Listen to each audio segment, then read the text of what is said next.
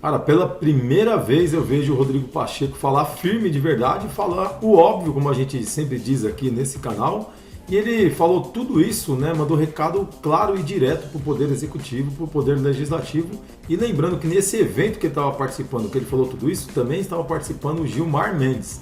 Agora eu queria que você desse a sua opinião aqui, e é claro, depois de assistir esse vídeo aqui até o final, que eu vou colocar agora a fala do Rodrigo Pacheco.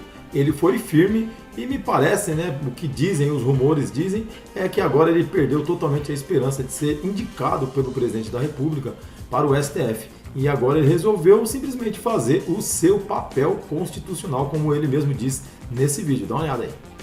Nós temos uma colaboração clara para com o governo atual, mas somos capazes de dizer que nós não admitimos retrocesso na autonomia do Banco Central, não admitimos retrocesso na capitalização da Eletrobras, não admitimos retrocesso no marco legal do saneamento. Esse é o papel do Congresso Nacional, de buscar identificar o que é melhor para o país, independente do governo que ali esteja. E a Constituição Federal, William, dá o manual claro do que é a responsabilidade de cada poder.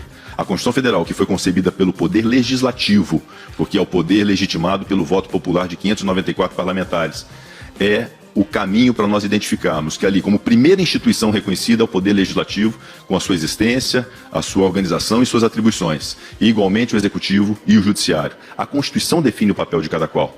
E há uma diferença muito clara entre Executivo, Legislativo e Judiciário que eu gostaria de destacar, que embora o Executivo também decorra da vontade popular da eleição de um presidente e de um vice-presidente, a formação do Poder Executivo se dá por ato do presidente, que escolhe os seus ministros, suas equipes, suas estatais. Mas no Legislativo não, no Legislativo os 594 são votados nos 4 cantos do Brasil e a expressão que existe na Constituição de que todo poder emana do povo, isso se dá de maneira verdadeira e legítima pelo Poder Legislativo que define leis, regras e alterações constitucionais no nosso país. E ao Judiciário cabe, evidentemente, resolver os conflitos como última instância. Não há que se admitir qualquer tipo de revisão pelo Poder Legislativo de decisões judiciais concebidas no Supremo Tribunal Federal, como não há a mínima possibilidade de se permitir ao Supremo Tribunal Federal ou qualquer instância judiciária que formate as regras e as leis do país, porque isso cabe legitimamente ao Poder Legislativo brasileiro.